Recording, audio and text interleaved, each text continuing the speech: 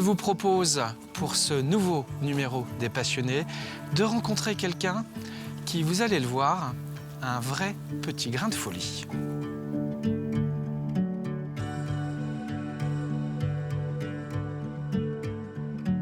Qui êtes-vous, Jean-Yves?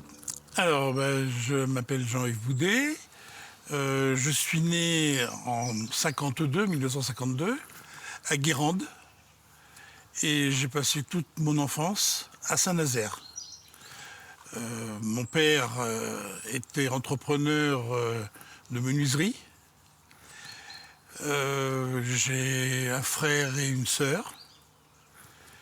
Et puis, avec ma femme, nous avons 2 enfants, un garçon et une fille. Vous êtes aujourd'hui retraité? Alors, je suis retraité depuis 11 ans. J'étais enseignant en dessin technique de construction, bâtiment, au lycée Jean Monnet, aux Herbiers, à côté. Ville où vous habitez, ville où nous sommes aujourd'hui avec Voilà. vous aujourd'hui. Tout à fait. Jean-Yves, vous êtes aussi un collectionneur dans l'âme, hein, parce que le sable, on va y revenir, mais vous en avez eu d'autres, des collections et depuis l'enfance. Alors, j'ai commencé, comme je pense beaucoup d'enfants, à collectionner des petites voitures, des petits soldats, tout un tas de choses. Et puis, j'ai repris la collection de mon grand-père, le timbre, que j'ai poursuivi. Je suis attiré aussi beaucoup par l'art asiatique et africain. En tout cas, l'objet de notre rencontre aujourd'hui, elle concerne le sable, ou Voilà. j'allais dire les sables. Les sables. Parce qu'on pense bien souvent plage, mais les sables, c'est aussi les sables provenant de carrières, de rivières, de dunes, de déserts. Oui. J'en oublie peut-être. Partout, il y en a. Les lacs, les sites touristiques, bien sûr les plages. Alors Jean-Yves, nous sommes en 1999, quand vous êtes en famille, en vacances, et là, vous mettez à vous intéresser au sable qui est sous vos pieds, à Biarritz, et dans les jours qui suivent, me semble-t-il, un peu plus loin, dans le sud-est de la France, en tout cas vers Béziers, Oui.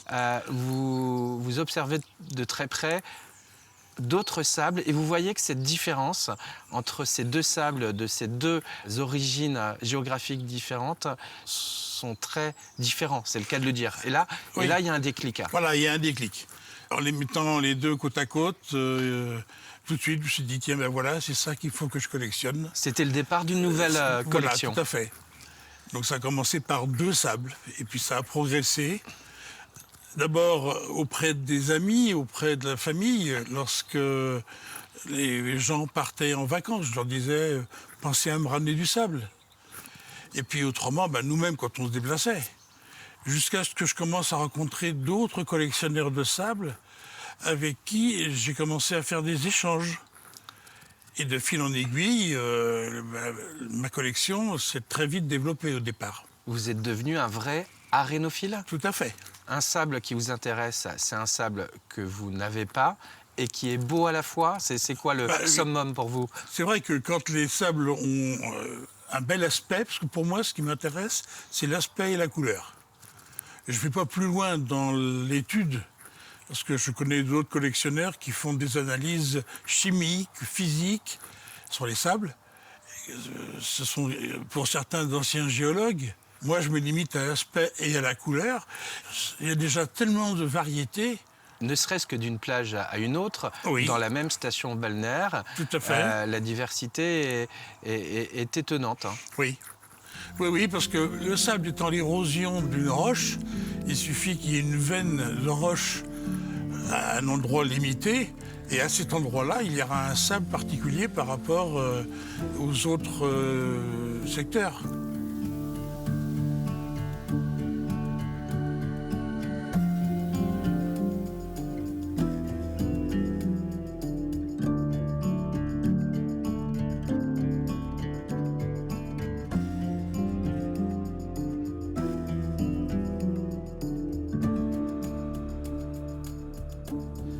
Jean-Yves, alors ici, dans cette pièce, vous nous avez mis en place une partie de la collection, une petite partie seulement, Voilà. qui est déjà impressionnante, Oui.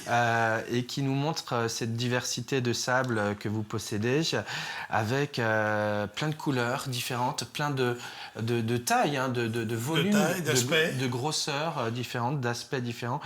Les sables que vous aimez, ce sont des sables qui ressemblent à quoi, vous ? Alors, plus c'est coloré, plus c'est attirant, plus c'est agréable. Ben oui, on a du sable noir volcanique, du sable blanc peut-être des pays lointains, corail. Voilà. On a du sable bleu, je pense, du sable aussi Alors, en forme d'étoile un peu. Oui. Ce sont des sables qui sont quand même très rares. Ben, c'est ce qui vous intéresse, la rareté. Voilà. Entre autres, le sable d'étoile qui est le plus recherché. Et qui lui, vient d'Okinawa, sud du Japon, hein, Voilà. L'île d'Okinawa, la plage Taketomi. pour être précis. Marqué là. Et quand on isole les grains, on voit tout de suite que c'est des petites étoiles. Là, c'est une photo qui les agrandit. Là, ce sont des grains isolés sur fond noir. Parce qu'autrement, quand c'est en stock, comme sur la plage, sans doute, j'imagine, là-bas, ça se voit pas. Il faut vraiment avoir un regard précis, à la loupe. Tout à fait. Oui, oui. Il y a aussi, même en France, de très beaux sables, parce que dans les carrières, on a des couleurs qui sont très, très recherchées aussi, quelquefois. Raison pour laquelle, j'imagine, les carrières existent. Parce qu'on a recherché des sables colorés. Et entre autres, il y a les ocres du Roussillon, mais il n'y a pas que ça. Jean-Yves, j'ai envie de savoir si chez nous, en Vendée, avec nos 140 km de plage, on a des sables qui vous intéressent tout particulièrement. On a une ville, les Oui. Sables d'Olonne, si elle porte ce nom, c'est que voilà, il y a peut-être le sable de cette station balnéaire qui est réputée aussi. Oui, mais autrement, il y a la plage de Bretignolles, avec la plage Véronique à Bretignolles, où il y a une variété de sable, surtout dans la dune, la falaise à côté, qui donne des couleurs qui sont du noir jusqu'au blanc, en passant par les ocres. Il y a beaucoup de sables différents, et il y a sur cette plage ce qu'on appelle un placé. Ce sont des petits grains de pierres précieuses, saphir, qui se déplacent selon les marées. Donc on ne les trouve pas forcément toujours au même endroit.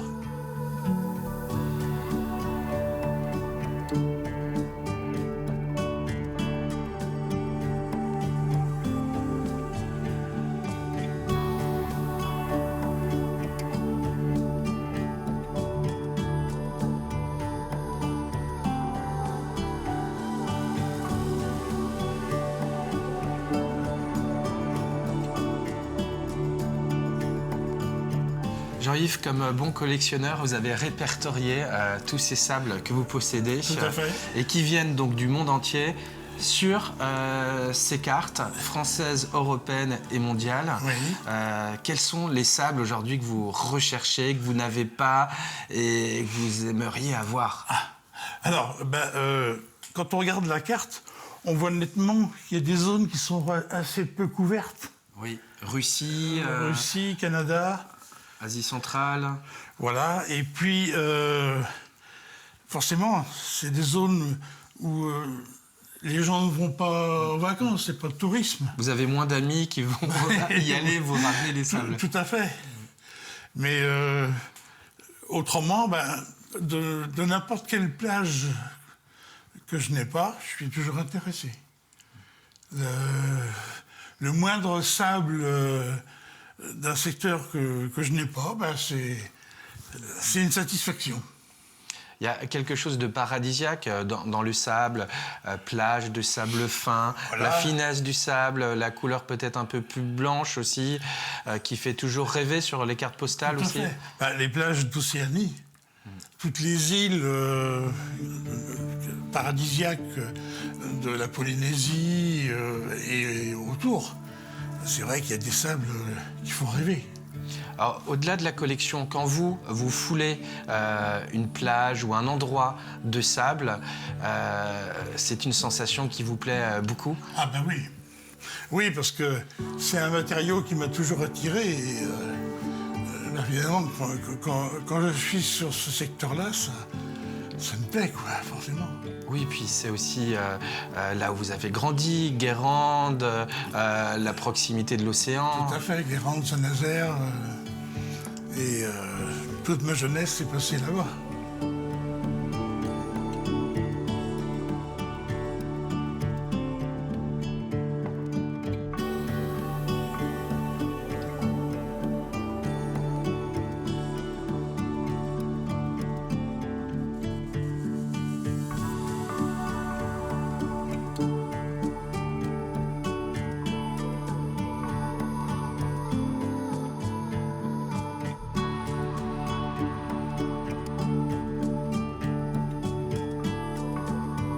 Jean-Yves, c'est grâce aux échanges que cette collection de sable s'agrandit. C'est une collection que vous partagez aussi, je crois, avec Eliette, qui est votre épouse et qu'on a rencontrée. Elle aime le sable aussi? Ah oui, oui, tout à fait, parce que elle aussi, elle est attirée par cet élément-là.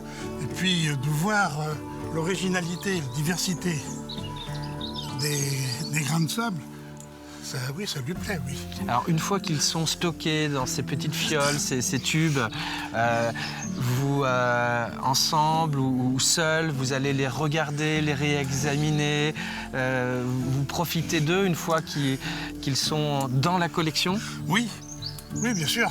Ça m'arrive souvent d'ouvrir un tiroir où je les range pour les admirer, quoi. Une collection, elle n'est jamais terminée. Jusqu'où peut-elle aller? Il n'y a pas de fin. Il n'y a pas de fin. Il n'y a pas de fin. Parce que là, c'est fou quand même. En 24 ans, vous êtes passé de 0 sable à plus de 15 000 échantillons. Tout à fait. 15 375 au jour d'aujourd'hui. Jean-Yves, est-ce qu'il ne faut pas avoir un petit grain de folie pour être collectionneur de sable? Certainement. Certainement, parce que c'est quelque chose qui n'apporte rien, si on veut, par là, matériellement. Mais au niveau de l'esprit, si, ça fait voyager. Je voyage énormément dans les atlas. Et en même temps, c'est le plaisir. Merci en tout cas, hein, Jean-Yves, de nous avoir fait partager cette passion que vous avez pour le sable, pour les sables du monde entier. Oui. Merci beaucoup. Nous étions ici, chez vous, aux Herbiers. Nous, on se retrouvera naturellement bientôt pour une autre émission des Passionnés et ce sera toujours sur TV Vendée.